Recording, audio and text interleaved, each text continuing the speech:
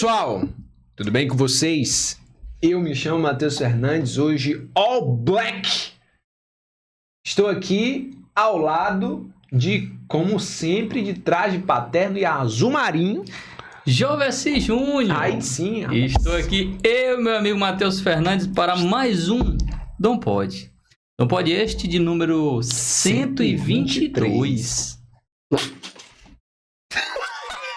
Veja aí, quem acertou, Jovessi Júnior ou eu? Provavelmente ele, porque ele tá no controle de botar o número, então. Então é isso, e eu tô achando que eu errei. Mas estamos aqui para mais um Dom Pode, podcast católico da vida ordinária. Se você é um ordinário, gosto sempre de lembrar, convirta-se. Faz teu nome. Teu momento, aproveita para deixar aí seu comentário.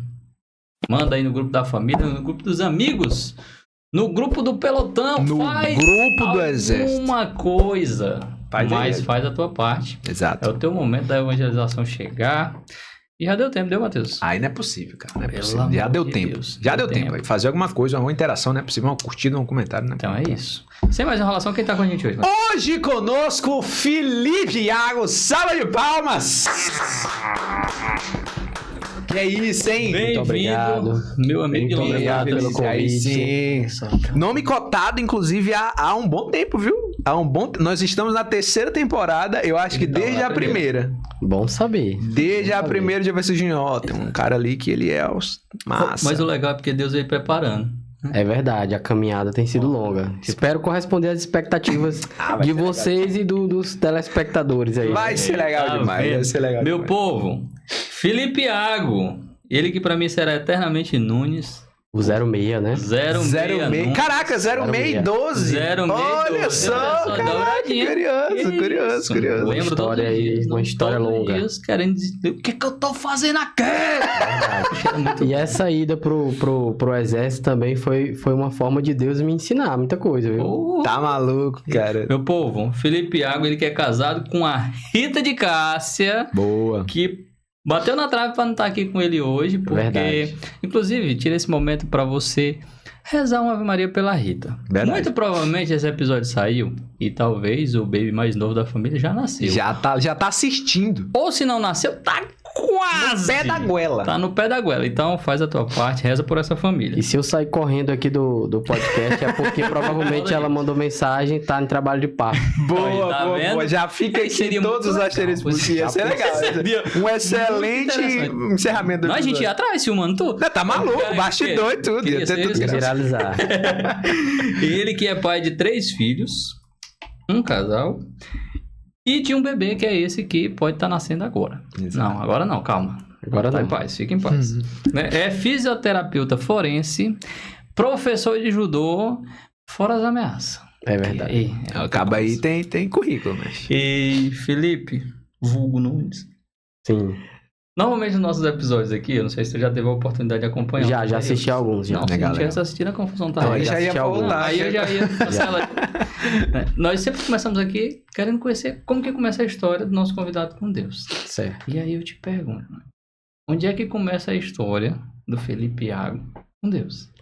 Bom, desde criança, né? Como a grande maioria dos católicos, eu sempre fui introduzido ali na vida religiosa pela minha mãe, né? Pelos meus pais. Legal. Mas principalmente pela minha mãe.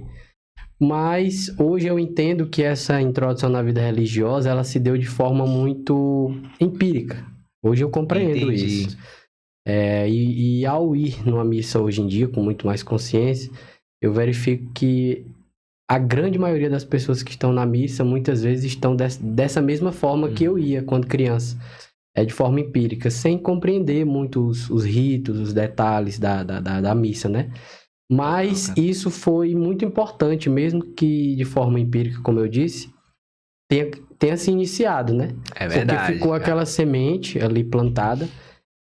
Eu frequentava, sem muito compreender ali o que eu estava fazendo. Mas eu nunca tive dúvidas que eu era católico. Eu nunca fiquei questionando sobre isso. Só que, de fato, eu acredito que eu demorei a me apropriar dessa vivência, né? De viver realmente.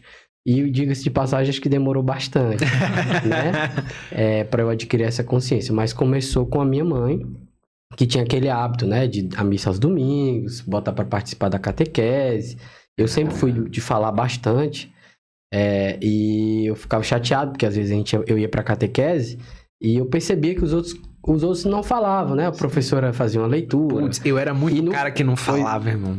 Pois não tem quem diga, né? Vendo aqui agora. Cara, eu era o cara que entrava mudo e saía calado. Pois aí eu ficava chateado, porque eu dizia assim, mãe, eu tô indo pra catequese e eu fico falando, quando não sou eu, é a professora. Aí ficou silêncio.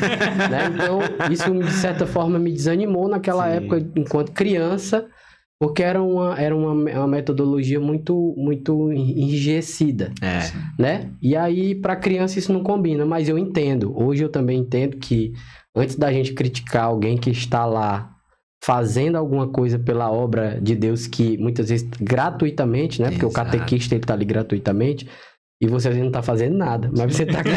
tá lá pra matar tudo errado. Entendeu? Mas você tá ali criticando que podia ser melhor, que se levasse alguma coisa mais dinâmica, mas por que você não faz, né? Então hoje eu entendo que as pessoas que estavam lá à frente desses grupos de catequese, elas estavam dando o melhor que podiam, com o conhecimento que tinham, né? E tá tudo bem, mas foi aí que eu iniciei. Boa. A tua catequese, ela foi na fundação ali, foi lá na São Francisco? Onde foi que aconteceu? Fundação Nossa Senhora da Paz. Bom, nós estamos aqui de Teresina, né? Falando de Teresina, no estado do Piauí. Eu cresci a minha vida inteira no bairro Vila da Paz, 3 andares ali, quem conhece a cidade próxima ao Albertão, ao estádio do estado do Piauí, né? O estádio de futebol. E estudei a minha vida inteira também na escola pública, na escola Nossa Senhora da Paz, que foi fundada pelo padre Pedro Bausi. Que está em processo de canonização, né? Como é que eu posso dizer? Capitaneado pelos estudos do Padre Igor, né? Que é uma pessoa excelente. Que estudou também na fundação, verdade. Então é muito bom saber que a gente pôde conviver com uma pessoa que eu considero quase um santo, ele, né? Que ele é muito espirituoso, né? Então, como a escola era uma escola católica, né? Nós tínhamos ensinamentos católicos, então eu acabei frequentando também a catequese lá, né? A minha formação também começou por lá. E a minha vida católica se inicia lá, na Vila da Paz, na Fundação Nossa Senhora da Paz, que era pelo Pedro Bausi, que eu pude ter a oportunidade de ele frequentar a sala de aula, né? Aparecer lá nas aulas, às vezes, para poder... dar um bom dia, um alô, abençoar as turmas, né? Caramba, deve ser muito louco. Então você tem contato com o santo. E aí depois de muito tempo, agora que eu tô nessa caminhada mais próxima com as coisas de Deus, né? Eu descobri que o Padre Pedro teve contato direto com o São Padre Pio, né? Caramba. E aí, o São Padre Pio também teve contato com o João Paulo II, se eu não tô enganado, né? Então, assim... É muito, muito bom saber que a gente esteve tão próximo, né? Exato, cara. Tipo graça, assim, né? A igreja tá toda ali conectada, de alguma forma a gente tá em contato com o santo que viveu. E agora temos contato com o Igor, né? Já cheguei às vezes até alguns momentos de conversa com o Igor também, né? Em busca de alguma orientação espiritual também. Também é gigante. E é maravilhoso conversar com ele. Você estava falando quando a gente trouxe o Padre Igor aqui, a gente fez esse link, né? Esse link também que, tipo... Eu assisti o episódio. Pega muito a gente, né? Quando a gente olhava, tipo, o Padre Igor, que foi coroinha do Padre Pedro, que celebrou com o Padre Pio. Cara, isso que conheceu tantos santos, né? Tipo, realmente, a santidade gera santidade. Verdade. E eu estava te perguntando se tinha sido lá, porque eu sempre fico muito curioso, porque quando a gente... Ali dentro da Vila da Paz, a gente vê tantas vidas que foram transformadas, muitas pessoas que às vezes não talvez não viés religioso hoje, muitas vezes não tem uma visão religiosa, mas pessoas que foram salvas na vida mesmo, por conta de uma obra católica, né? De uma obra cristã. Por conta de próprios cursos que tinha na época. Sim, fiz vários. Cara, isso eu tava vendo, eu não lembro onde foi que eu vi, era num desses tem um perfil específico que eu não sei o nome, mas ele publica várias coisas antigas de Teresina. Cara, lá tinha uma foto da Vila da Paz nos anos 80. O Albertão, bicho. do mesmo jeito. Cara, não dá não, pô. Era mato, irmão. Não, mas tipo, eu vi uma foto assim, que tava o Albertão lá perfeitinho, do jeito que tá hoje, e as casinhas de taipa e mato. Meu irmão, eu fiquei, caraca, era isso aqui. Aí tem um livro do Padre Pedro, né? Que é o Sim. Construtor de Amor. Construtor de sonhos. Uma coisa assim. Eu acho que é. E lá tem algumas fotos e tal. Eu já dava pra ter uma ideia de como era que funcionava o negócio na época dele ali.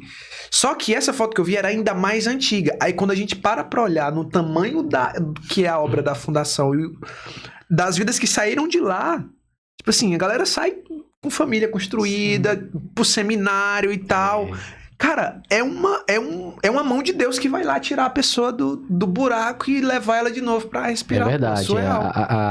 A vida ali na Fundação Nossa Senhora da Paz realmente transforma muitas outras vidas, né? Porque é aquela história, acho que o verdadeiro ensinamento de Jesus e que o Padre Pedro aplicou na vida dele, né? Sim. É aquele que às vezes a gente planta uma árvore e nem sempre a gente vai usufruir da sombra que ela vai dar, né? Exato. Então, assim, muitos colegas, amigos que estudaram comigo hoje são médicos, são engenheiros, são empresários, enfim, diversas profissões saíram dali, né? É nesse calibre. E quando a gente para imaginar quando você é criança, você é conduzido, né? Infelizmente, você não tem como escolher muita coisa, né? Exato. Então, você nasce ali numa família e você está sendo conduzido pelo que estão lhe levando. E aí, quando você tem a oportunidade, no meio do caminho, surgir uma escola que traz não só o trabalho religioso, né? Mas também traz uma formação para você, como no nosso caso lá. Exatamente. Como no nosso caso, nós tínhamos cursos de eletricista, cursos de torneiro mecânico, bombeiro hidráulico, mecânica de automóveis, padaria, panificação, informática, né?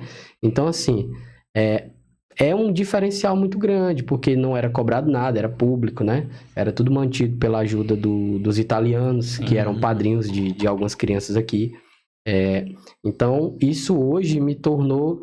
eu vejo que tem algumas escolas até que já buscam ter essa na grade, né? Essas formações.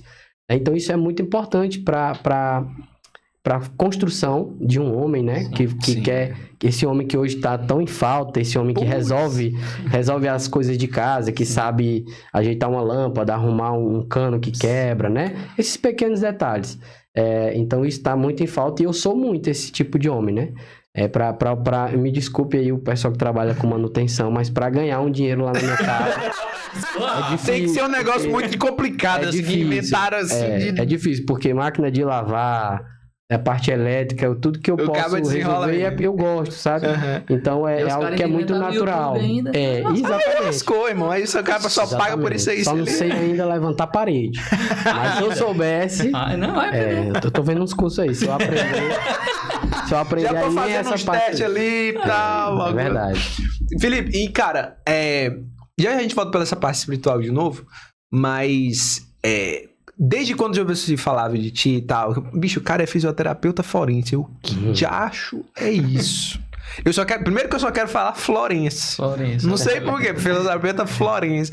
Cara, o que é a fisioterapia forense e como é que tu foi parar lá? O que te atraiu nessa área? Como é que é essa estrada aí pra ti? Certo, bom, eu venho da escola pública com o objetivo de... E aí vai emaranhar um pouco aqui com a vida religiosa, porque todo mundo é muito preparado para a vida social, vamos dizer assim. Sim. Para ter uma boa formação, né? Nossos pais automaticamente vão nos alimentando desse desejo, né? E você, como está sendo conduzido, você vai internalizando aquilo ali. E nessa parte aí eu tirei 10, né? Dentro das condições que eu tinha, como diz Mário Cortella, eu fiz o melhor que eu pude com os recursos que eu tinha até o momento, né? Exato. Consegui passar no Enem, fiz o ProUni, consegui uma bolsa de 100% no ProUni para uma faculdade particular aqui da cidade de Teresina e consegui me formar em fisioterapia. E dentro da área da fisioterapia, nesse percurso de formação, a minha mãe, ela trabalhava no HUT, como técnica de enfermagem, né? Era concursada e tal. E eu tinha pretensão de ir para o hospital e tudo, mas nesse meio tempo eu percebi que ela ficava muito ausente de casa, né? Datas comemorativas. Então eu fui vendo que eu não queria aquilo. E para piorar, no meio dessa minha formação de fisioterapia, ela desenvolve um câncer, minha mãe, né? Caramba! E na nossa família não tinha. E então eu atribuo a esse adoecimento dela a hábitos mesmo, a essa mudança da rotina, a alimentação ficou ruim, passar a noite acordado, enfim, como é um hospital, sim. né? Então eu fui vendo que eu não ia querer aquilo para mim, essa área hospitalar propriamente dita, né? Não acho legal essa coisa de postar lá no dia 24 pro dia 25 do Natal, eu aqui mais um plantão. Não, isso aí não me atrai, mas assim, admiro quem gosta, porque toda profissão ela é importante, porque se todo mundo escolher fazer a mesma coisa, vai faltar alguém lá cuidando do paciente na UTI, e é fundamental, né? Então, eu descobri essa área da fisioterapia forense ainda na formação. A fisioterapia, enquanto profissão, ela é muito recente. Quando a gente vê que a fisioterapia foi reconhecida como profissão em 1969... Ah, cara, né? É bem recente. Então. Porque a fisioterapia ela deriva da medicina. Antes na medicina existia a fisiatria, o médico fisiatra. Ainda hoje existe alguns, mas foi tendo tantas especialidades que a fisioterapia surge da medicina e é reconhecida como profissão no Brasil em 1969. E a gente ouve estudos aí falar da fisioterapia forense a partir do ano 2000 para cá. Então é algo muito recente, né? Então bem recente.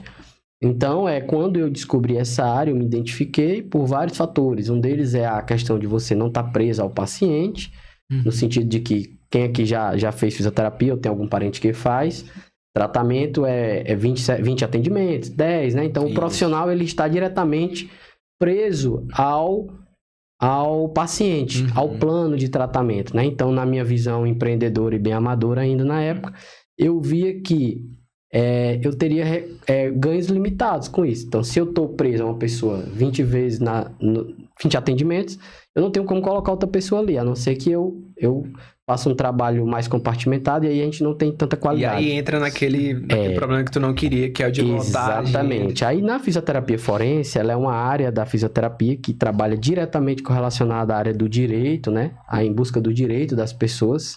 E envolve aí o estudo da capacidade física e funcional dessas pessoas. Então, para simplificar, suponhamos que a pessoa está em busca de um auxílio-doença junto à Previdência Social ou uma aposentadoria. Legal. Ela geralmente vai buscar porque ela não tem condições de trabalhar causada por uma doença. Então, essa doença, geralmente que já foi diagnosticada pelo profissional médico, ela pode ou não repercutir negativamente na capacidade física dessa pessoa para atividades da vida diária e para atividades laborativas, que é o trabalho. Sim. Então, essa pessoa, ela precisa provar para o judiciário que ela, de fato, tem essas limitações. Então, o fisioterapeuta forense, ele vai ser esse profissional habilitado para avaliar, codificar e quantificar essas incapacidades. Então, só para exemplificar, duas pessoas podem ter o mesmo diagnóstico de doença e ter repercussões funcionais diferentes.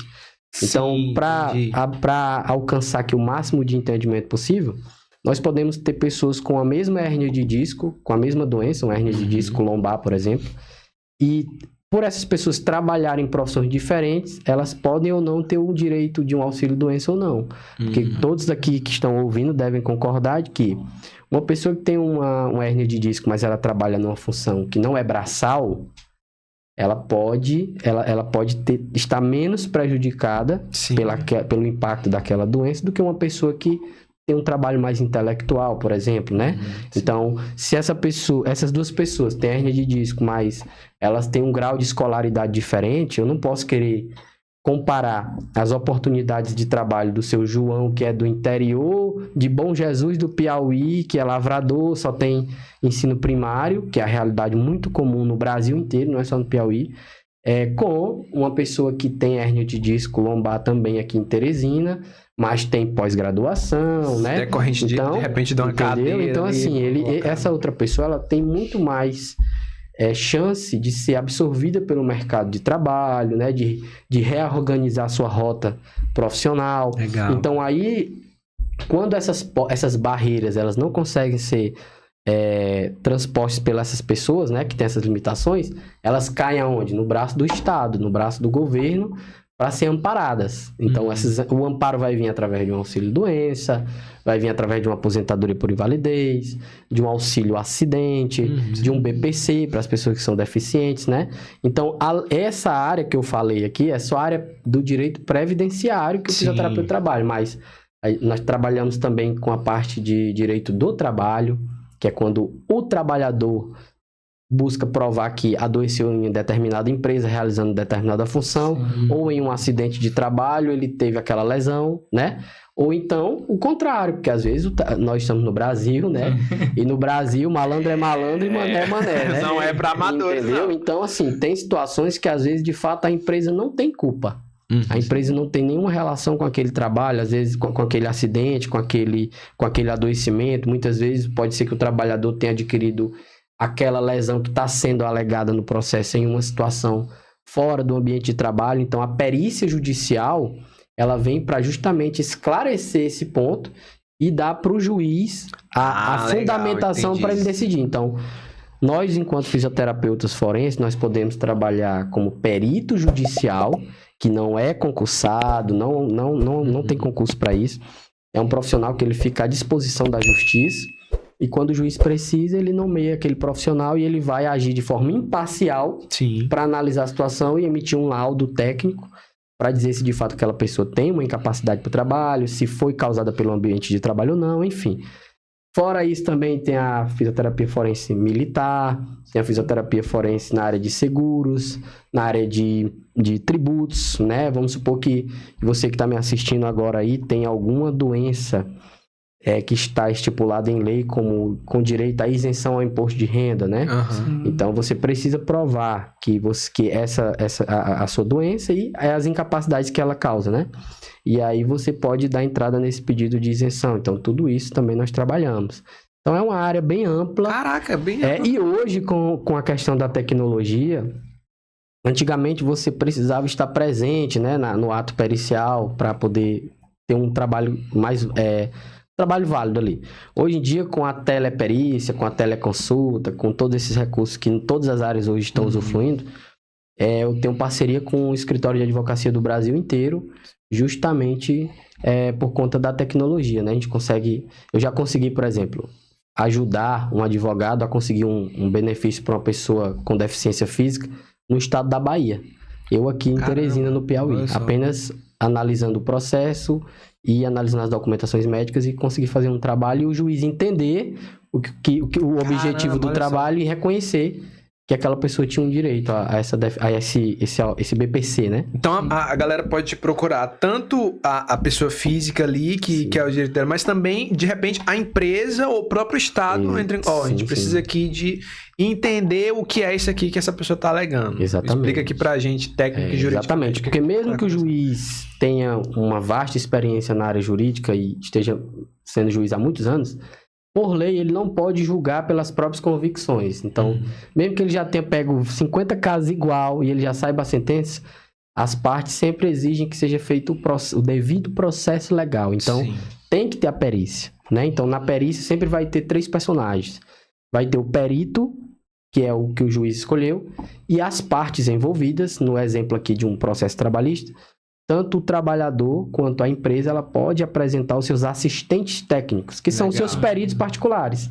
Então não é um só pro caso. De repente, cada Geralmente, um pode ter... só tem um, por falta de conhecimento, tanto dos advogados quanto dos clientes finais, vamos dizer assim.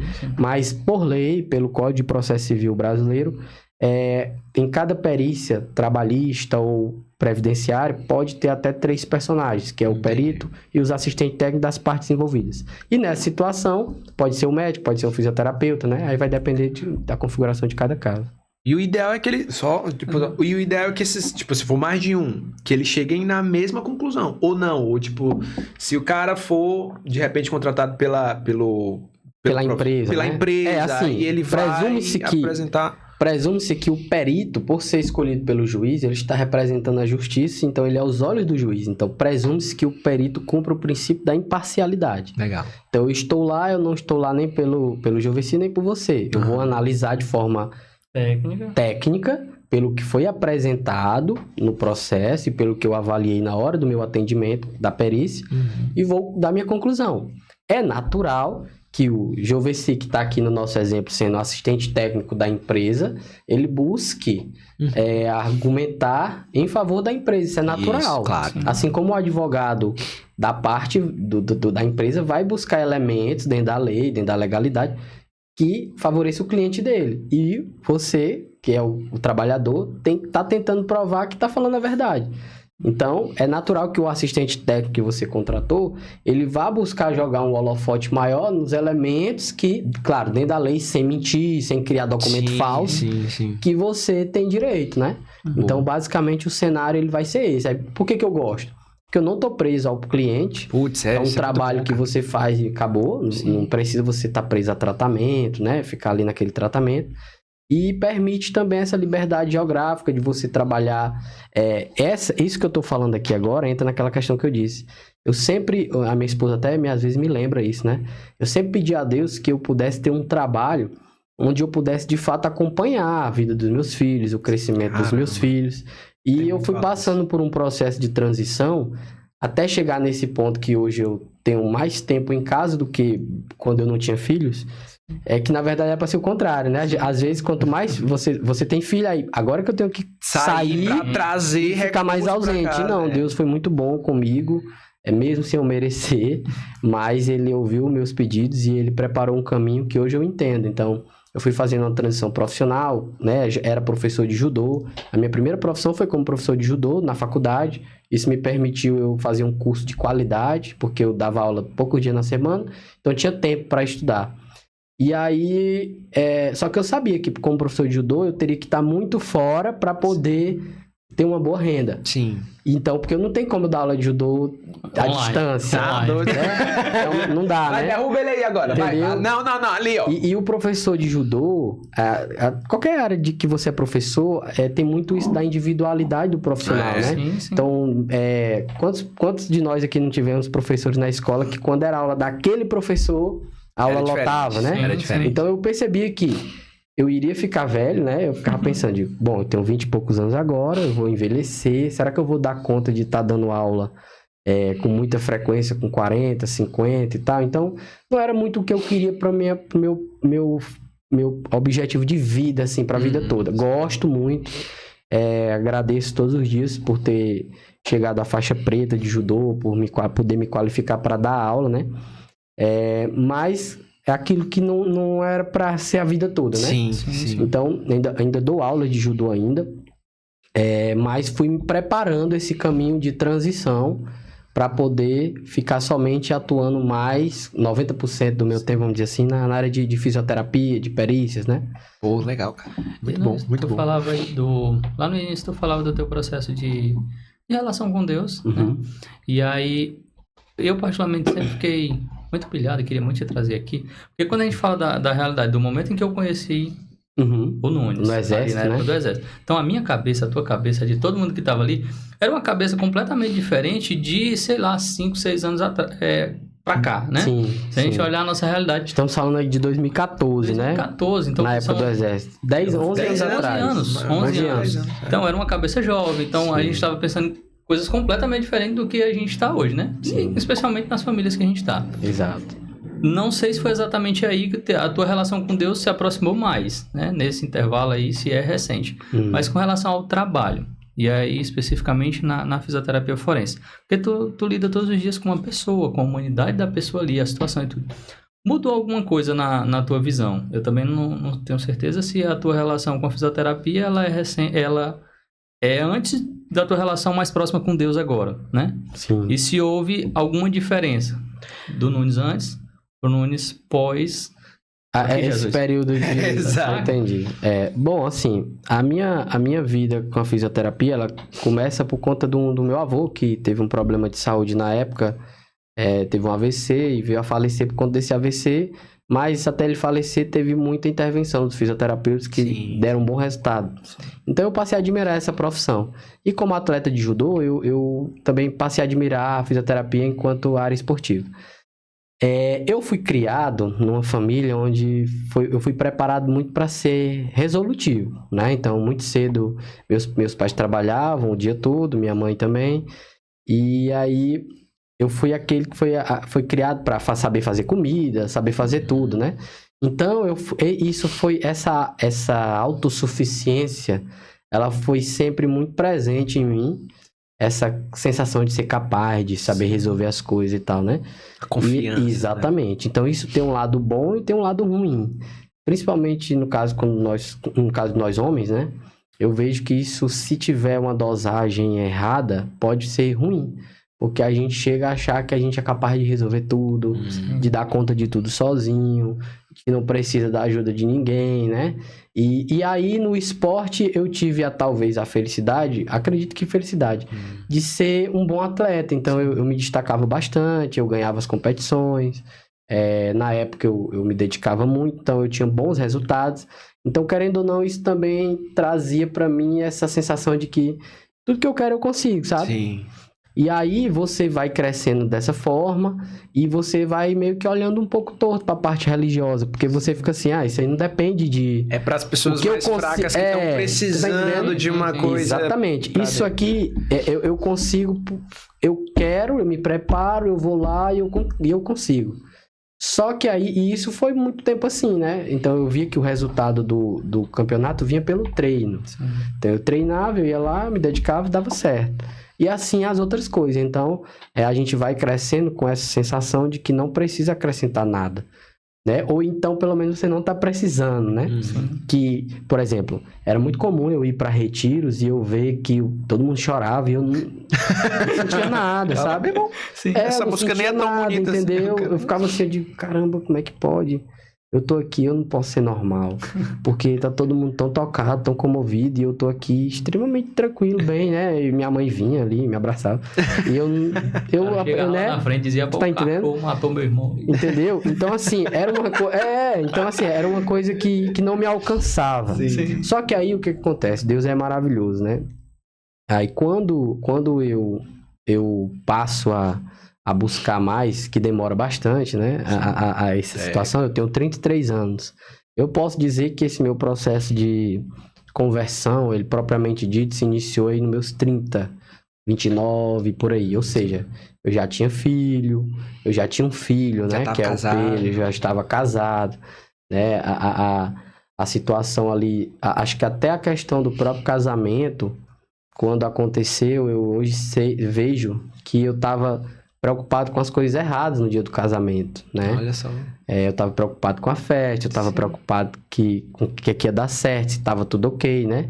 Então, hoje eu vejo que eu tava preocupado com coisas erradas. Meu casamento foi em 2018. Eu tava preocupado com foco errado. Eu tava sendo Marta no dia que Jesus foi visitar lá, né? E aí, eu tava preocupado com o que não era importante, né? Então, isso, de certa forma, atrapalhou um pouco a minha compreensão, até sobre o próprio casamento no início, né? Mas, assim, em relação à vida profissional, eu tenho tentado exercitar bastante essa questão de ver através das minhas atitudes, a presença de Deus no meu trabalho, através de usar o meu trabalho para ser o conforto de alguém, né? Sim. Porque muitas vezes a gente trabalha em uma área que a pessoa já está ali no limite. Sim. Imagina você, às vezes, você homem, você trabalha, você tá mantendo sua casa, mantendo sua família, e aí de repente você sofre um acidente de trabalho, e aí você já não consegue mais ter o mesmo trabalho de antes. Aí você vai pro INSS, o INSS demora meses pra dar o resultado da sua perícia. Cara, você sente humilhado. Aí começa a acontecer os problemas em casa, aquele cara começa a ter problemas com a esposa, porque vem a parte financeira, começa a dar errado. Então, já tive clientes que entre esse processo de adoecer e se aposentar, o casamento acabou, a família se separou, entendeu? Já teve um caso de um cliente que me chamou muita atenção, que antes da perícia ele conversava comigo e ele chorava, né? Que ele dizia assim, doutor, o senhor não faz ideia do quanto tá sendo difícil pra mim. Eu já pensei até em tirar minha vida. Que isso, cara? Porque eu ganhava muito bem. O cara ganhava tipo 4.000, 4.500 reais. E hoje eu tô aqui dependendo de uma situação dessa. Não tenho dinheiro pra fazer um exame, não tenho dinheiro pra fazer nada. E a gente vem aqui pra uma perícia como essa e ainda tem profissional que diz que eu tô mentindo, que eu não tenho nada. Né? Então...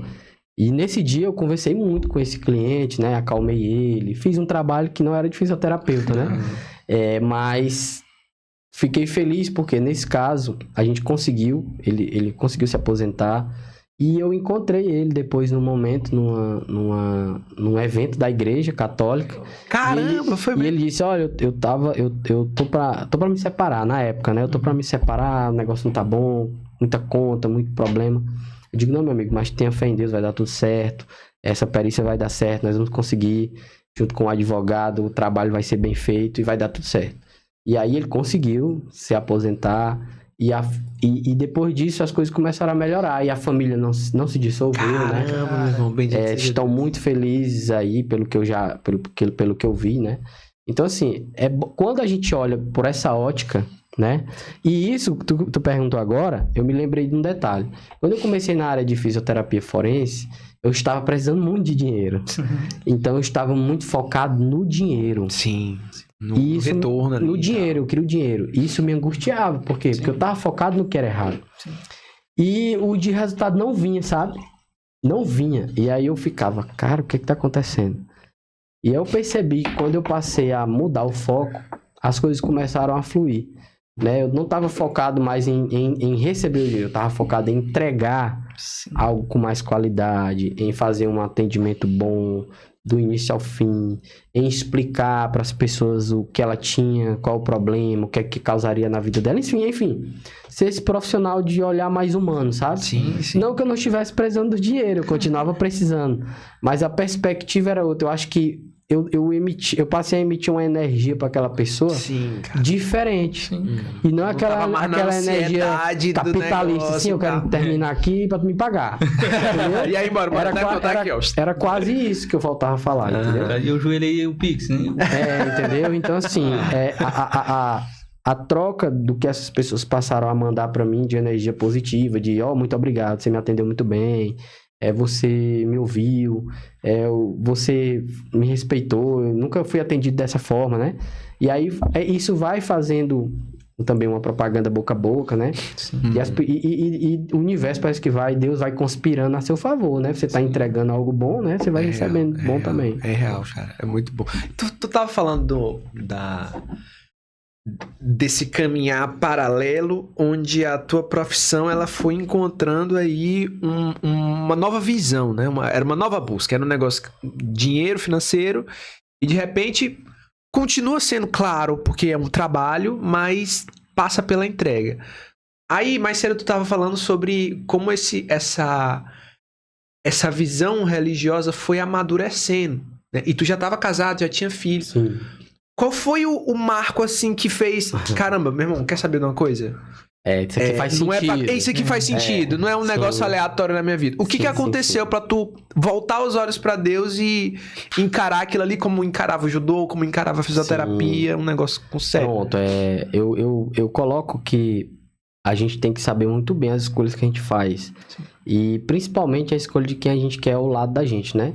Principalmente pra ser a esposa, né? Pra ser o seu esposo. É o momento de ganhar os pontos, hein, cara? Aí, ó, Exatamente. faz teu nome agora, faz teu nome. E assim, uma das coisas que me chama muita atenção e que eu já falei isso pra outras pessoas próximas é que quando eu conheci a minha esposa, né? Eu vi primeiro ela do que ela me viu, né? E eu sempre disse que eu ia casar com ela, né? Eu vi a primeira vez, eu disse, eu vou casar com essa menina. Falei pro meu pai também, né? Disse, aquela menina eu vou casar com ela. E aí minha irmã até dizia assim, ela tá sabendo disso, né? Irmão sendo irmão, né? Esse é teu plano, mas ela tá sabendo disso. De fato, ela não sabia. E uma das coisas que eu fiz questão de verificar, né? E aí podem me julgar, aí os telespectadores. Eu fui realmente saber se ela era católica, né? Era um dos requisitos que chamava minha atenção. Mesmo eu no auge da minha maturidade espiritual. Só, curioso, né? Sem raciocinar... E isso foi algo que pra mim, né, foi um ponto muito positivo de, poxa, porque se fosse outra religião, com certeza não dá. Ia ser mais... Ia ficar aquele conflito, não ia dar certo. E aí, isso foi um dos pontos principais. Então, ela sempre foi muito mais evoluída espiritualmente do que eu, muito mais praticante, muito mais profunda na vida espiritual. E eu ia, mas não estava presente. Eu acho que a verdade era essa. Eu ia, mas eu não estava ali realmente corpo inteiro. Mas sempre gostava de acompanhar ela, né? E com a vida, enquanto é namoro, a gente tem tempo de sobra, né? E você, quando tá com a namorada, você tá de fato com a namorada. Você não tem outra preocupação, Sim. né? É diferente quando você tá casado. essa perspectiva de tempo, ela muda bastante. Então, quando a gente casou, né? Na verdade, a gente tinha até essa imaturidade espiritual que a gente no primeiro momento não casou. Sim. Nós decidimos ir morar junto, começar a vida juntos e tal, né? Sim. E aí a gente não chegou a casar. Nosso relacionamento começa em 2012, 2013 ali. E passa a morar junto em 2014. E somente em 2018 que nós casamos. Legal. E ela sempre ali, praticando, né? Rezando. E eu com aquela resistência. E quando era pra ir pra missa, eu ia, mas não ia muito de coração aberto, né? Eu ficava sentindo como se eu tivesse... Pô, eu podia estar terminando um trabalho agora. Eu podia estar terminando um laudo, aquela coisa toda, né? E eu notava que isso ia deixando ela triste, né? Deixava ela chateada. Enfim. E aí o tempo vai passando. Vem o nosso primeiro filho, né? Vem o nosso primeiro filho, Pedro Iago, e eu ainda na mesma pegada, né? E chegava o ponto, às vezes, ela dizia assim... Ela não me chamava pra ir pra missa, né? Ela não me chamava. E só porque via que eu tava... Não, tô ocupado aqui terminando esse laudo e tal. E eu não ia. E aí, Deus... tem uma frase que diz que o casamento, ele é uma das maiores ferramentas pra gente buscar a santificação, né? Sim. Porque dentro do casamento tem vários elementos que vão fazendo você... Vão lapidando você. E às vezes quando a esposa não alcança, vem um filho que faz você passar por esse processo de transformação, né? Porque o filho, ele talvez toca e chega em pontos que a esposa talvez não alcance pelo orgulho do homem mesmo. Sim. Porque a intenção da esposa é alcançar, é fazer com que você mude, é fazer com que você melhore, é fazer com que você enxergue a vida de uma outra ótica. Mas o seu orgulho, o masculino ali, da autossuficiência, né? Não preciso. Aí você vai levando ali nos peitos, como diz a história, né? Mas eu digo que... Outro dia eu tava falando isso. Que Deus... todos nós somos um dia filho pródigo. É verdade, Por quê? cara. É verdade. Por quê? Porque é assim que eu me sinto. Eu me sinto como eu disse aqui no início da nossa conversa, que lá atrás a minha mãe fez a parte dela, de pequeno, me levou e tal. E é como se a partir do momento que a gente adquire ali a vida da adolescência, que a gente já começa a achar que sabe resolver tudo, é como se eu tivesse sido aquele filho pródigo que diz assim, Pegou a parte eu vou andar com as minhas pernas, eu não preciso disso aqui.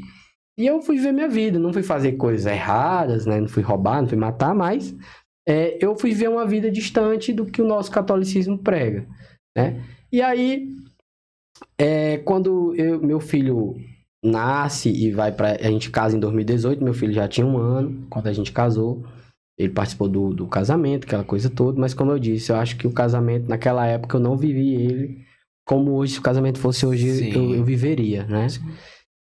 E ela segue na vida dela de oração, minha esposa, rezando e de joelho.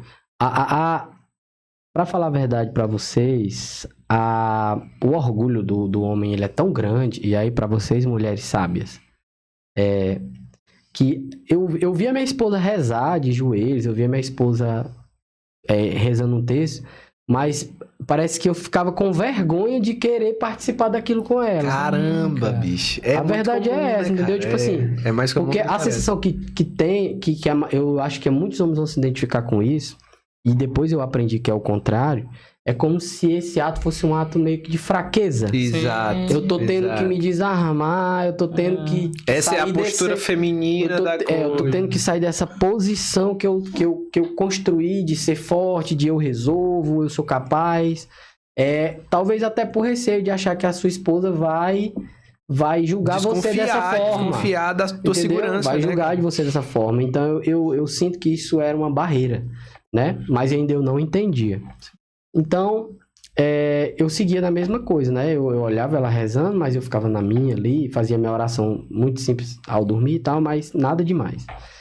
E quando o nosso filho nasce, que ele começa a ir pra igreja, aquela coisa toda, né? A minha esposa, vamos pra missa e tal, eu ia. Mas daquele jeito. E aí chega um dia que ele pega e diz assim, né?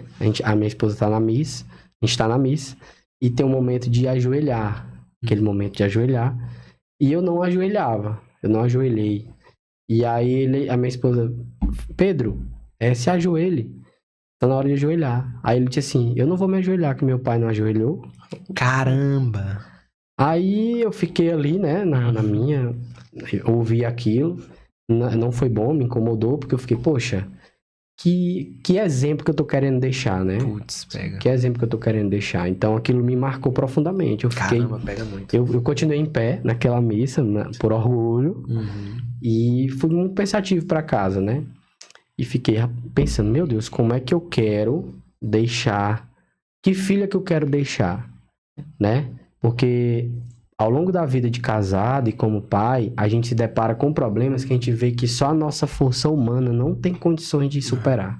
É real, cara. Né? Então, assim, eu fiquei, meu Deus, mesmo com a minha fé manca, né, capenga ali, até o momento, eu ainda tinha recursos de buscar a Deus quando eu estava angustiado, porque foi isso que foi plantado em mim.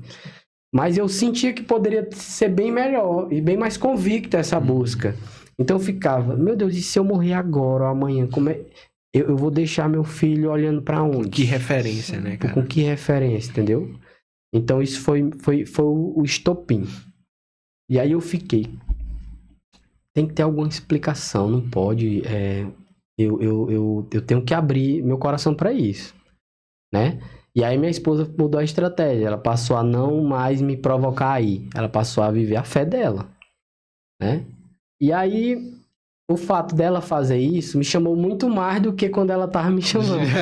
Sim, entendeu? Me Pelo chamou... orgulho também. Eu quero, mas eu vou. Oxe, tipo, não me chamou Não, por quê? mas Eu vou recusar, mas não me chamou por quê? Poxa. Exatamente. Pô, eu vou Que é para isso Portugal. agora? Ficou aquele negócio, desistiu de chamar logo agora que eu ia aceitar. Pois é, exatamente. Depois de 5 anos, 10 anos tentando, agora que eu ia aceitar. Enfim, aí ela quando ela faz isso, eu começo a pensar, né? Eu digo, certo, vamos lá. Da forma que eu tô fazendo, eu tô agregando o quê? Eu tô ganhando o quê? Eu só tô me dando mal, eu tô trazendo conflito pra minha casa, eu tô trazendo desconfiança, eu tô trazendo coisas que não tá agregando. Então, assim, é muita burrice eu tá fazendo um método que não está dando certo e nem sendo positivo e eu segui nele. Continuar insistindo, né? E aí teve uma vez que nós fomos pra ela me chamou pra ir para uma adoração do Jari. Sim, já. Do Já, que inclusive até o Dr. Vitor Hugo. Sim, Eu teve tenho aqui com a gente. Eu tenho uma parceria de trabalho com o Dr. Vitor Hugo. Pô, que legal, cara. Um excelente profissional, uma excelente pessoa também. E eu não sabia não conhecia o Vitor nem nada, nem sabia disso. E fui.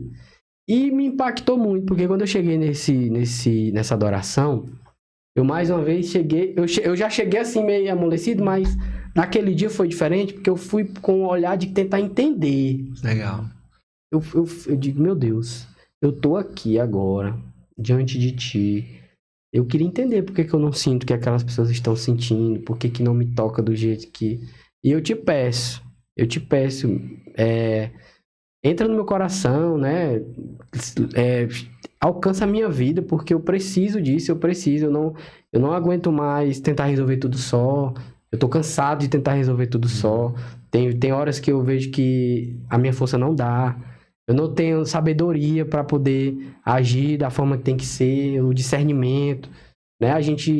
Eu tenho uma característica de ser muito... Que na Igreja Católica, né? A gente fala dos temperamentos. Sim. E a minha esposa me ensinou que eu sou colérico, né? Colérico. Então, depois que ela leu esse livro dos 4 temperamentos, ela disse que conseguiu mudar a visão dela sobre mim, né? Pô, legal. E ao aplicar o que ela entendeu no livro, foi quando começou essa reviravolta, né? De não bater de frente e tal. E tudo, e ela foi conseguindo, de forma sábia. Me trazer mais, né? Sim. E aí, em relação a essa questão da adoração do Jari. Da adoração do Jari, eu saí daquele Jari diferente, né? Eu fiquei, bom, eu preciso disso, né? Eu não vou mais lutar contra.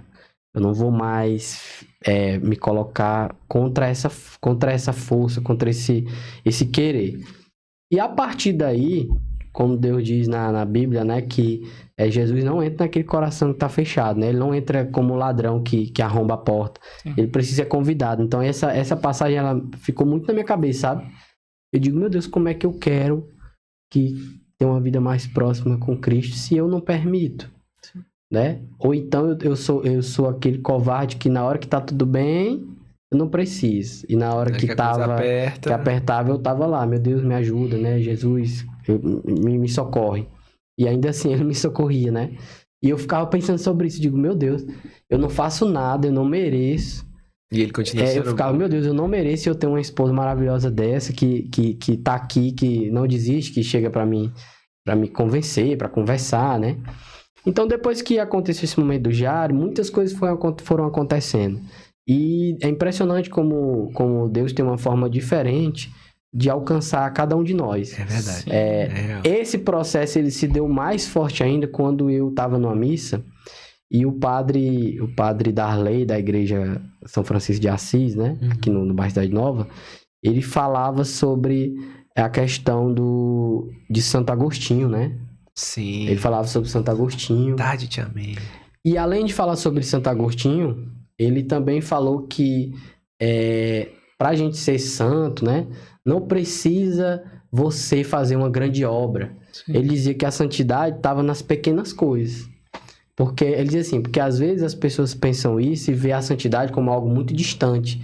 Então, assim, se eu não posso ser São Francisco, eu não vou ser nada, né? Pronto, eu vou desistir antes de começar, então. Ele já foi extremo demais, eu não vou fazer isso aí. Então, e aí eu fiquei pensando, bom... Aí ele falava, né, que a santidade, só em você não levar uma história pra frente, você fazer sua parte como pai, né, como filho, você já tá exercitando a santidade. E aí eu fiquei com isso na minha cabeça, de bom, se é possível assim, eu vou começar a tentar. E depois eu comecei a ler sobre Santo Agostinho. E aí comecei, assim, uma maratona muito intensa de consumir livro, vídeo, né? De consumir muita coisa. Tipo assim... Como Deus é, né? O cara é estudioso. Eu tava... Aí Deus pegou e botou, não, pô, tu vai estudar. Pois Caraca, aí assim, eu comecei a ler livro volumoso, muito rápido. E foi fazendo cada vez mais sentido. E aí aparecia no Instagram um vídeo falando sobre algo que eu tava pensando e tudo ia casando, sabe? Sim. E aí teve um padre que num podcast que eu tava assistindo, que ele dizia que a vida em estado de graça é uma vida que Deus conduz você de forma individual. Conduz a sua vida de forma individual. Aí eu fiquei, caramba, assim, sem merecer. Tu é doido. Acontece tanta coisa boa na minha vida. Quem dirá se eu conseguir fazer... alguma coisinha assim, aqui... Quem dirá se eu conseguir alinhar minha conduta de vida, a minha prática religiosa, para Deus me conduzir a minha vida como se estivesse me conduzindo individualmente, eu vou buscar isso aí. E aí eu passei a me confessar com frequência, que eu não tinha esse hábito. Eu fui estudar sobre os escrúpulos, porque depois que eu comecei a intensificar esse meu conhecimento sobre a parte da vida dos santos, sobre a história de Cristo mesmo e tudo mais, me apropriar mais, eu passei a meio que, acho que era até um escrúpulo, porque eu tava de um jeito que eu até fui conversar com o padre, que eu disse assim, padre, eu tô de um jeito que eu não tô querendo nem trabalhar. Caraca! Porque eu ficava com a sensação como se eu estivesse perdendo tempo. Sim. Tá entendendo? Sim, eu tô perdendo tempo com o que não é importante. Entendeu? Aí eu fui ler um livro sobre o livro do Padre Marcelo, que falava sobre o Cronos e o Kairos, né? Que é o tempo de Deus e o tempo do mundo, vamos dizer assim, né? E eu fui começando a entender e fui começando a compreender que a santidade também está no que a gente faz com São José Maria Escrivá, né? Que a santidade está em fazer aquilo que você tem que fazer, mas fazer bem feito, estar naquilo que faz, né? Enfim, então eu fui colocando essas práticas, mas no começo eu fiquei, como diz o padre Paulo Ricardo, eu fiquei aleluiado. Ele usa essa terminologia. E aí eu digo, bom, eu fui me aprofundando e foi fazendo mais sentido, e quando eu ia ver, eu tava 3, 4 horas da manhã no YouTube ouvindo 2 horas de homilia do Dom Henrique Soares. Caramba! 2 horas, e pedrado, o olho vidrado e sem sono, sabe? Eu digo, meu Deus, o que tá acontecendo? E frequente, sabe? E aumentando a intensidade. E foi fazendo tanto sentido que se tornou algo tão racional que eu não consigo voltar a ser como era. Putz, sim. Tá entendendo? Assim, foi algo realmente de verdade. E aí eu comecei a me confessar mais, com mais frequência, a ir pra missa. Busquei entender como é a missa. Hoje eu entendo que, independente de qual seja o padre ali, o padre é Cristo que tá entrando naquele momento para nos falar pessoalmente a sua palavra, né? Que a gente deve olhar para o altar e ver o Cristo e não o padre, né? E isso faz com que você assista a missa em qualquer lugar do mundo, porque tem muita gente que às vezes, se for o padre fulano, eu não quero, eu não vou, né? Então, assim, talvez você esteja olhando para a missa e para a igreja da forma errada. Porque o padre, como ser humano, ele vai ter defeitos como todos nós, né? Sim. E se você, de fato, vai pra... Eu não tô nem acreditando que eu tô falando isso.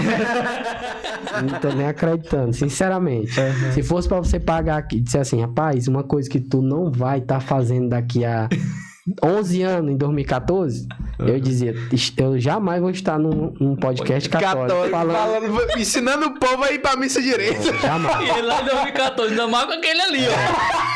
Exatamente. Aquele ali. Exatamente. Caraca, e aí foi sendo dessa forma, sabe? Com intensidade muito grande. Eu fui me apropriando cada vez mais. A missa hoje, eu vejo... Eu compreendo a missa do começo ao fim. Eu vejo todos os momentos são importantes. E... Não é negociável mais não ir pra missa de domingo, é uma coisa que não justifica. Pra falar a verdade, a gente sempre quer inventar uma desculpa, mas dá tempo. Poxa, né? E aí, teve uma situação que aconteceu, que eu contei pra minha esposa depois, que eu fiz isso escondido, sabe? Eu tava me sentindo tipo assim, uma pessoa fazendo um crime. Que foi, eu queria conseguir passar uma semana indo pra missa todo dia. Uhum. Foi uma paranoia da minha mente, sabe? Eu fiquei, cara... Eu quero ver como é ir pra missa todo dia. Aí eu peguei e eu vi onde é que tem missa todo dia. Aí era lá na igreja do centro ali. Na catedral. Meio-dia. E eu passei uma semana indo escondido pra missa. Todo dia. O cara... Ninguém pode me dizer que eu tô indo pra missa. Não, escondido que eu digo assim. Porque eu acho que no fundo eu tava com vergonha de dizer pra minha esposa que eu tava indo pra missa todo dia, tá entendendo? Mas e ela iria vibrar, entendeu? Mas eu queria ter a sensação de ir todo dia. Eu digo, cara, eu quero comungar todo dia. Eu quero ir lá todo dia. Aí eu pegava... Dava um jeito, aí pegava... Eu tenho uma moto, tenho um carro, ela ficava no carro, aí eu dizia, não, Rita, tu fica no carro, aí tu vai buscar os meninos na escola e tal, e aí eu vou resolver um problema ali. Como a minha vida é bem dinâmica, né, eu não trabalho em lugar fixo, ela também... Não, pois tá bom. Aí eu ia pra missa, chegava lá na missa 11, 12 horas, que começa meio-dia, e ficava ali e saía. Fiquei muito feliz, né, consegui fazer a missa o dia todo, né. Mano. E aí comecei a me aprofundar mais, participei... O padre Paulo Ricardo, ele fala num vídeo sobre... eu tô até lendo o livro agora, né? Que é As 4 Moradas, né? Sim. E ele tem um vídeo que ele fala sobre isso, e ele diz que é fundamental que quando a gente passa por esse processo inicial de conversão, a gente fica aleluiado, né? E a gente fica no que a gente chama de um estado chamado de tibieza. Sim. Ele usa essa terminologia que quer dizer que você sabe, tem consciência da mudança que precisa ser feita, das mesas que você sentava e você precisa se levantar, e talvez até das amizades que você precisa se afastar, e você fica tibiando, você fica... meio vai, que, não vai, entendeu? Você não quer pagar o preço, né? Então é como se dissesse assim, ó, você pega e diz assim, quer dizer que agora tu quer ser diferente. Quem era tu? Vem conversas desse tipo, viu? Você que tá passando por esse processo agora e tá achando que não merece mudar, você merece. Você merece dar uma outra chance pra você. Né? A sua família precisa de você de outra forma, né? Que alguém possa olhar pra você lá na frente e não lhe reconheça mais, porque você se tornou uma outra pessoa, né? Sim. E não tenha vergonha disso. Às vezes a gente, por vergonha, por orgulho, a gente... É muita burrice, porque você querer seguir num caminho que não tá bom, que não tá legal, que não tá agregando a você, né? E você continuar porque simplesmente você não quer mudar. Você não quer se permitir mudar, né? Tá maluco. Então, assim, Deus tá ali, Jesus tá ali com você como o pai do filho pródigo, né? Você viveu esse tempo todo fazendo o que você queria. Mas aquela semente que foi plantada, ela começa a incomodar pra crescer. A incomodar, e você não consegue mais. Você não consegue mais. E aí, eu passei a participar de alguns eventos da igreja para justamente buscar me aprofundar. E o padre Paulo Ricardo fala isso, que você precisa. Ele disse, a igreja católica tem várias formas pedagógicas, grupos que fazem você ir avançando nesse conhecimento religioso, né? Que você agora está se apropriando. E eu passei a buscar. Aí participei do ID a São José, eu estava na missa e o padre disse, todos os homens... Tudo eu achava que era um sinal pra mim, entendeu? Eu sou homem. Eu tô aqui, pô. Tudo parece que tava conversando comigo. E aí ele disse assim, vai ter um evento realizado era pelo Grupo Shalom, que é Ide a São José. Eu digo, eu vou. Aí eu disse logo pra minha esposa, eu vou. Vou participar, fiz minha inscrição, paguei logo. Vou. Aí beleza. Fui. Aí levei meu pai comigo também, né? Levei meu pai comigo. Foi maravilhoso, foi fantástico. E conheci lá nesse grupo, nesse evento, que foi de um dia, as virtudes de São José. Aí foi que eu fiquei mais impressionado. Cara. Quando eu vi as virtudes de São José, eu digo, cara, eu tenho que amadurecer isso aqui. Eu tenho que ser São José da minha casa, eu tenho que ser José da minha casa. E aquilo ali foi ficando cada vez mais forte. E aí... teve um evento que foi nós participamos de um Resgata-me, que é do grupo A Fraternidade e o Caminho. Aí tu tá montando o Megazord agora. Pois é, o Megazord, exatamente. Aí primeiro eu tive contato com o Resgata-me Conjugal, que foi maravilhoso. A gente participou, eu e minha esposa. E depois eu fiz o Resgata-me sozinho, né? Que é o Resgata-me mesmo individual. E eu até falei pra ela, eu disse, não queria que você fosse, eu quero ir só, porque eu quero estar... Eu disse pra ela, eu disse, eu quero ir só. No próximo você vai mais avançado do que eu. Já tá no próximo nível. Deixa eu ir só, porque aí eu vou estar lá despreocupado, eu vou estar entregue realmente. Eu vou estar totalmente concentrado, entendeu? E foi muito bom eu ter ido só, porque foi fantástico, entendeu? Então, assim, como eu disse... Não adianta a gente ir pra alguma coisa com o coração fechado. Não tem como. Não adianta, né? Então eu me permiti, eu quero participar desse evento, eu quero sair daqui transformado. Eu não aguento mais caminhar sozinho, eu não aguento mais querer resolver tudo só. Eu me encontro numa situação que tem coisas que eu não tô sabendo pra onde ir, não tô sabendo decidir. E quando a gente tem filhos, a gente tem família... A gente se sente muito assim, porque tem horas que parece que você não vai aguentar, né? Você pode ser aí nesse momento a pessoa que está assistindo com o melhor salário do mundo, mas vai ter momentos que não é sobre dinheiro, né? É sobre um conflito que às vezes você não está sabendo resolver com o filho, um direcionamento, um diálogo com a sua esposa. A alma também. humana é um negócio Entendeu? Então, assim, né, cara? As pessoas atrelam muitas coisas ao financeiro, mas não é só isso. E eu via que não era só mais isso, entendeu? Aí quando eu fiz... Eu tava dos meus 32 para meus 33 anos. Uma das minhas orações foi essa. Eu tava numa missa. E aí eu pedi a Deus. Eu disse assim, meu Deus, eu vou fazer 33 anos. É a idade de Cristo. Eu não posso passar por essa idade como uma coisa qualquer. Eu te peço que... Senhor, permita que eu consiga nesse ano que eu vou viver 33 anos, que eu consiga alcançar o máximo que eu puder de evolução espiritual, de me aproximar de ti, porque é uma idade muito simbólica, né? Jesus Cristo veio ao mundo e com 33 anos ele mudou a história da humanidade, né? Caraca. E eu vou passar pelos 33 anos sem fazer nada, sem mudar nem a mim mesmo, como é que pode? Nem um cor de cabelo. Né? Tá entendendo? Então, assim, isso pra mim foi muito marcante. E aí a minha esposa é maravilhosa. Nós, homens, geralmente não somos muito de comemorar aniversário, né? É verdade. Então, a gente não se importa com isso, a gente tá preocupado com as contas, com a conta da casa pra pagar, enfim. E pra mim, tanto faz.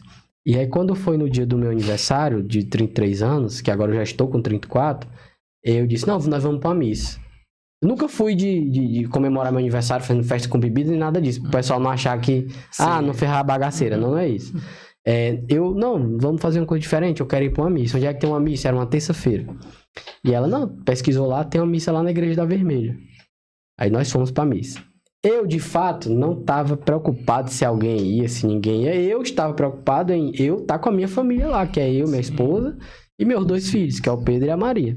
E pra mim tava ótimo, tava completo. Minha mãe é uma avó ainda jovem, né? Trabalha, estuda, então eu sabia que não dava pra ela ir, enfim. E também eu confesso que eu não chamei ninguém. A intenção era só eu, minha esposa e meus filhos. E eu me sentei lá na frente e fiquei a missa lá, concentrado, prestando atenção. Foi um sentimento diferente ter um aniversário dessa forma. E para minha surpresa, quando a missa estava próxima de acabar, que eu fui comungar, que eu olho para trás, tava muita gente lá. A galera toda. A minha esposa fez esse trabalho, né, de chamar amigos próximos, chamar tios, né, minha mãe, meu pai. Então, quando eu vi todo mundo lá, eu fiquei realmente muito emocionado, fiquei feliz.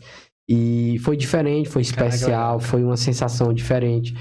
Pra falar a verdade, com 33 anos de idade, foi o melhor aniversário que eu já tive na minha vida. Caraca, que massa. Não sei explicar, porque não tinha dinheiro, não foi gasto dinheiro. Não era uma festa exatamente. Não era uma festa exatamente, mas assim, a sensação, a emoção, é o fato de estar lá, de ver as pessoas, que as pessoas foram ali por nada em troca, sabe?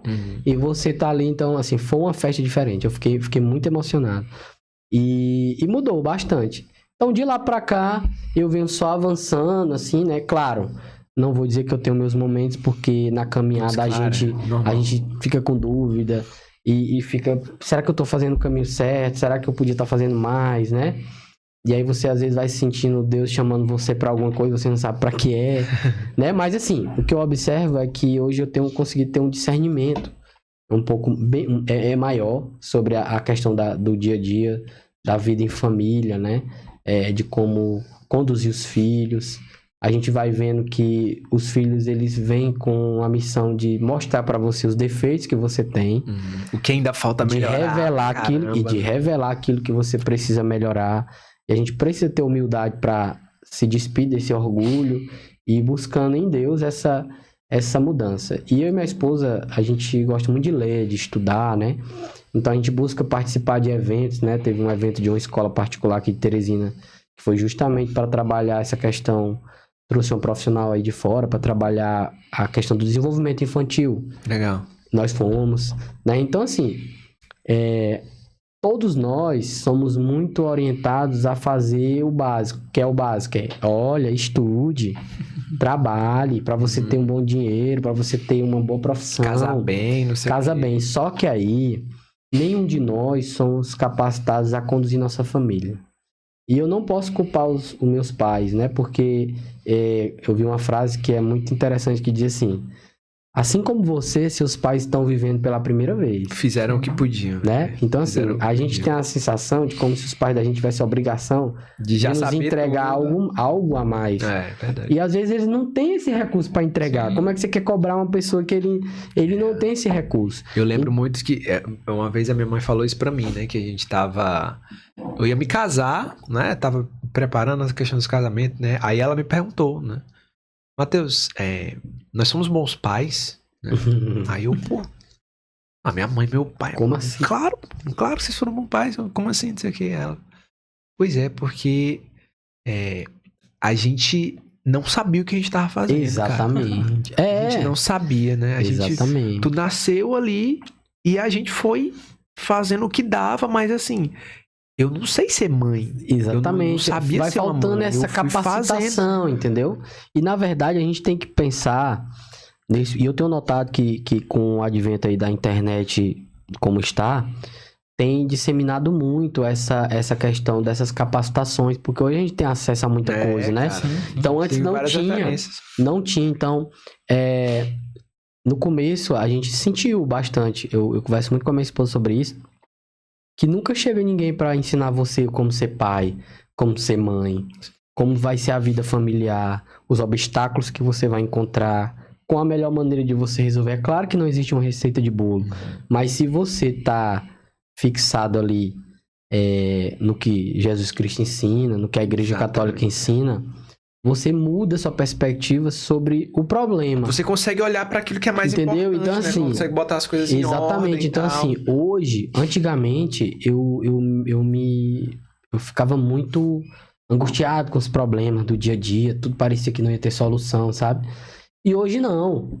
Na hora que o carro deu um problema, parece piada, parece brincadeira, mas depois que você começa a praticar isso, você vê a vida de uma forma mais leve.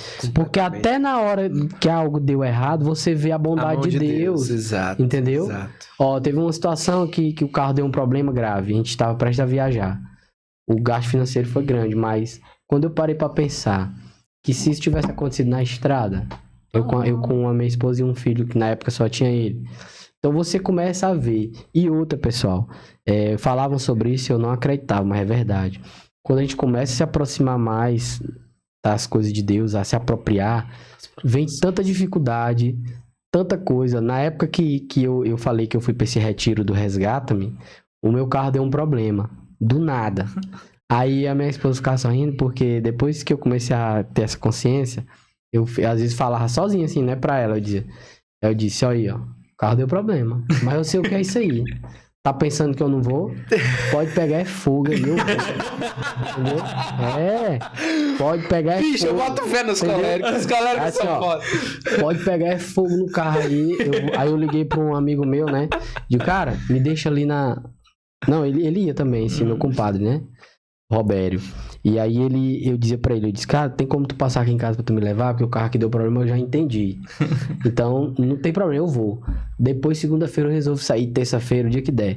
E aí, isso aconteceu em outros momentos também, né? Por exemplo, uma coisa que me desestabilizava muito era a questão financeira, né? Então, quando alguma coisa financeira não dava certo, eu ficava maluco. E isso por quê? Porque nós somos frutos da nossa formação. Então, eu tive muita convivência com meu avô era desse jeito. E aí eu fui vendo que eu fiquei com muito isso dele. E nessa parte final, quando eu comecei a melhorar nessa parte de ir pra missa e tudo mais, as estratégias do inimigo iam mudando, né? E aí teve um evento da igreja que era pra eu participar e eu tava na véspera de receber um bom retorno, um bom valor financeiro de um trabalho. Pois tu acredita que deu quinta-feira, nada desse dinheiro cair.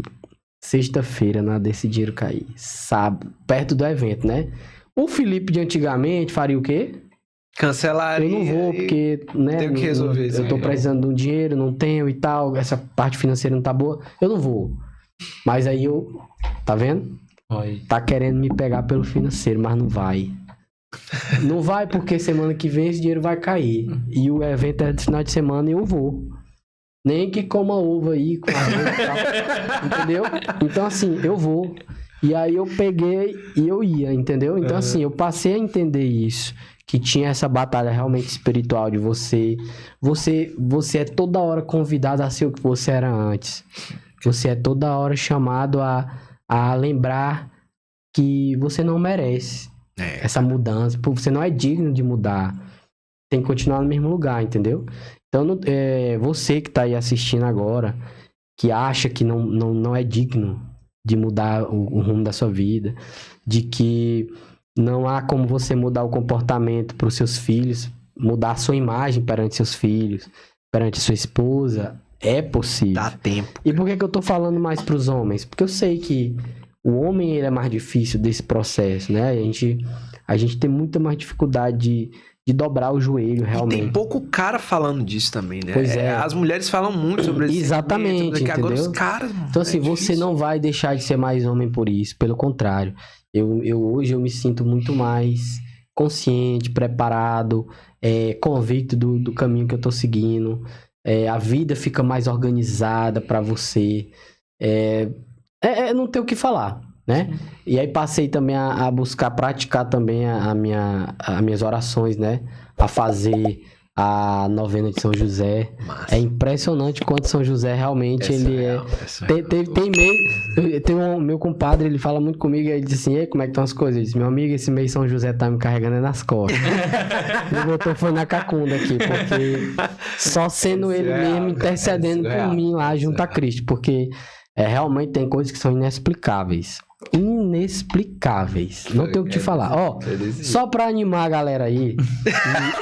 Porque eu sei que essa pauta, exatamente. ela anima mesmo. Principalmente pro homem, né? Infelizmente a gente quer muitas vezes um retorno. Eu não fiz pelo retorno. Eu comecei a me aproximar e a estudar sobre São José. E eu tava... Mais uma vez a questão financeira, né? Porque nós que somos homens, a gente tá toda hora tendo que prover. O que tem que tendo que prover, né? E quem tem filho sabe como é que é. Como é que faz a reserva de emergência? Toda hora tem uma emergência, né? Então, a minha vida é uma emergência. Exatamente. E aí, cara, a gente tava passando por uma situação, aquele período natural de final de mês, né? E eu digo, meu Deus do céu, eu recebi umas pessoas na minha casa e digo, meu Deus, como é que eu vou conseguir um dinheiro no final do mês, né?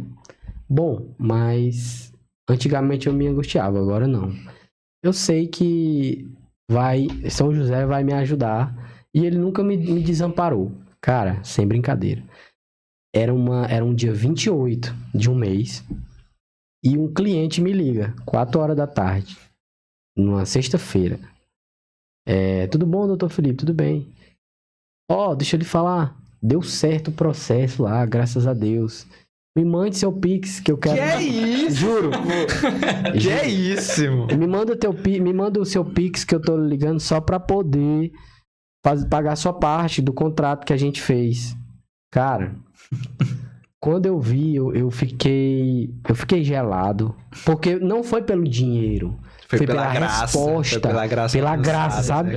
Aí fez todo sentido pra mim. Eu fiquei, meu Deus do céu. Falando assim, pegando só o corte, parece algo de interesse, mas não é. Eu sei do que eu tô falando porque eu sei do que vinha sendo plantado. É um milagre, irmão. Né? Do que vinha sendo plantado, sabe? De fazer a novena e tal, né? E você pegar e ter uma resposta de forma tão instantânea assim. Aí minha esposa diz assim, Felipe, como é que eu digo? Não se preocupe não que vai dar tudo certo. Na hora que vai dar certo. Deus nunca me permitiu que eu me constrangesse. Constranger em que sentido? Vou explicar. Quantas vezes a gente não conhece pessoas que chegam a precisar de um dinheiro e recorre a alguém, né? Recorre a um amigo, recorre a uma pessoa. Isso não deixa de ser constrangedor, né? Não deixa de ser constrangedor. Porque você tá tendo que recorrer a uma coisa que é uma obrigação sua, suprir sua casa e tudo. E Deus nunca permitiu que eu passasse por uma situação dessa. Sempre vem, sempre dá certo. Mas nesse dia foi um valor também que, cara, eu não sei te dizer. E eu fiquei muito constrangido, eu fiquei assim mal, eu fiquei, meu Deus, eu faço tão pouco. E o pouquinho que eu tô fazendo, olha a resposta que eu tô tendo, sabe? Então assim, isso foi só... Sabe? E foi várias vezes que isso aconteceu, não foi só uma vez. Foi em outras situações também, sabe? Então, assim, vale a pena, pessoal. Vale a pena mudar. Vale a pena a gente tentar reescrever a nossa caminhada. Não desistam. Eu não sou melhor do que ninguém. Eu acho que eu nem merecia estar aqui nesse momento como convidado, porque deve ter muitas outras pessoas com mais virtudes. Mas fico feliz se o meu amigo Joveci me viu com essa capacidade. Eu espero que o que a gente conversou aqui, né, sirva para tocar alguém, ou pelo menos faça como fez comigo, né? Algo que a gente tenha dito aqui cause o que causou em mim um dia, que foi aquela primeira semente de eu ir dormir e ficar pensando, né? Então, assim, hoje eu colho os frutos de meus filhos me ver rezar, né? Sim. De meu filho ver eu me recolher pra... Agora joelho. De meu filho... Agora entendeu? De meu filho ver eu me recolher pra rezar, né? Então, assim, esses reflexos, hoje a gente colhe em casa.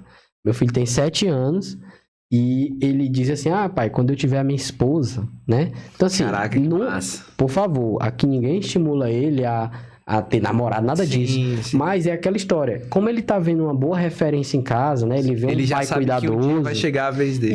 E ele deseja. Sim, cara. Porque será que bendito seja Deus. Porque será que se esse filho tivesse vendo agressão, tivesse vendo desrespeito, quebra-quebra, desrespeito, uma vida difícil, de restrição, de limitação, ele ia associar algo de bom ao casamento? Não, Não ia. eu não vou querer isso aqui.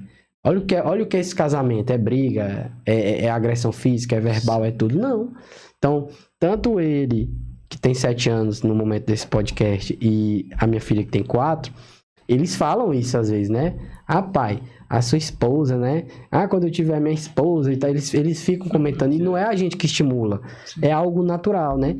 Então, isso é resultado das escolhas que a gente tomou, né? E eu devo muito, muito mesmo a minha esposa por isso, por toda essa caminhada. A gente já se dava muito bem. Desde sempre, né? Eu digo a ela que a gente tem 13 anos juntos, mas é como se nunca tivesse passado um dia, né? Caraca, é isso. A gente Exatamente conversa muito. É botar uma garrafa de café e conversar o tempo todo, entendeu? Até meu filho uma vez disse assim no carro: eu não aguento mais, vocês falam demais. Eu não aguento mais. Um ponto, né? Que a galera que tem filhos, né? E aí, às vezes, é até difícil do cara falar. Mas esse episódio, essa conversa aqui, ela vai ficar por um bom tempo. Né? Quanto o YouTube quiser, a gente vai estar com esse episódio. Verdade. E aí, já pra gente encerrar a nossa conversa aqui, né? Pô, tô muito feliz. Caraca, meu irmão, essa feliz. conversa foi massa demais. Tá maluco. Só Deus sabe o quanto eu tô feliz com essa nossa Que conversa. bom. Primeiro, pelo que eu vi do que Deus fez na tua vida, e ainda mais do que Ele fez na minha. da nossa caminhada de alguns anos atrás até aqui, né? Mas assim, uma mensagem que tu possa deixar pros teus filhos, que vão estar muito provavelmente olhando isso aqui talvez na próxima semana, mas também daqui a alguns anos. Sim, eles vão né? Quando eles acompanhar. pesquisarem lá Felipe Iago, vai aparecer, Papai, né? Eles vão colocar papai, tá vendo? Não, mas filho, vai estar lá uma mensagem pra vida. Bom, uma coisa que minha esposa faz, e eu acho muito bonito isso, não sei se ela vai gostar que eu vou falar isso, mas eu vou dizer. Ela gosta muito de registrar, né? Coisas que acontecem, importantes. Ela registra muito num livro. Um pro Pedro, um pra Maria, né? E agora ela vai ter que escrever mais um. E eu fico sempre refletindo sobre isso. Como é bonita essa atitude de você querer deixar escrito algo que você viveu e soube resolver ali no momento, como uma instrução para o futuro. Sim. Então, assim, hoje meu coração ele fala mais tranquilo para os meus filhos, porque eu sei que a gente está conduzindo eles por um bom caminho. Aí eu estou vendo esse resultado. Mas Pedro Iago, Maria Eduardo, João Bernardo, se vocês estiverem me ouvindo agora em 2123, ou então em 2050, não sei, né? Eu queria que vocês nunca deixassem de olhar para Cristo, né? Nunca deixassem de olhar para Cristo. Toda tempestade, toda adversidade, tudo aquilo que parece não ter solução, quando a gente caminha com Jesus Cristo no nosso coração, de fato não tem nenhuma importância. Então, que vocês sempre, eu não sei se eu vou estar aqui ainda nesse período, mas que vocês nunca esqueçam de tudo aquilo que a gente ensinou para vocês, dos valores. Você ter um pai e uma mãe de palavra, que honra a palavra que diz, que respeita as pessoas que convivem com você. Então, que vocês sejam esse tipo de pessoa que eu tenho certeza que vocês são. Nesse momento que vocês estão vendo esse vídeo, eu tenho certeza que vocês se tornaram exatamente essas pessoas. E que nunca deixem de olhar para Cristo, porque tudo que tem nesse mundo aqui, pra gente, é pra pertencer a gente, mas a gente não é pra pertencer a elas. É como diz o Dom Henrique. Podem me tirar tudo, mas eu sempre terei tudo, porque o principal é Cristo, né? Então que você e sua irmã e seu irmão plantem na terra apenas as coisas boas, mas que o coração de vocês estejam no céu. Que é isso, bicho? Que é isso? Obrigado, meu amigo, pelo convite. Obrigado, cara. Cara, Obrigado mesmo, viu? que prazer te receber aqui, irmão. Foi muito massa, foi muito bom, foi muito boa essa ideia. Tu é doido. E aí você... Mais um pra conta, hein? Eu não quero acreditar que a pessoa consegue assistir um episódio como esse. Tá maluco? Não, E isso... comentou, Não, pô. isso Disse, aí eu meu acho- Deus! Os caras do exército Não acredita é nada. Não, olha, ó, os caras... Meu Deus, os caras tão meio... Como assim? Mas é isso. Deixa aí seu comentário, curta. Compartilhe, manda no grupo aí da Rocha, família. cara. Manda no grupo dos amigos. Manda no grupo do futebol. Tem vocês que gostam de futebol. Manda no grupo dos caras. Manda no grupo aí pra os caras aprenderem a ser os caras. É isso aí. Tem que aprender a ser gente, pô. Uma hora. Tem alguma coisa que você quer dizer pro povo que Acho que é isso. Mais um pra conta de você, Júnior. Mais um, meu querido. É isso, meu pessoal. Fiquem com Deus, rezem por nós, rezem pela família do Felipe. Tamo junto, até a próxima. Tchau.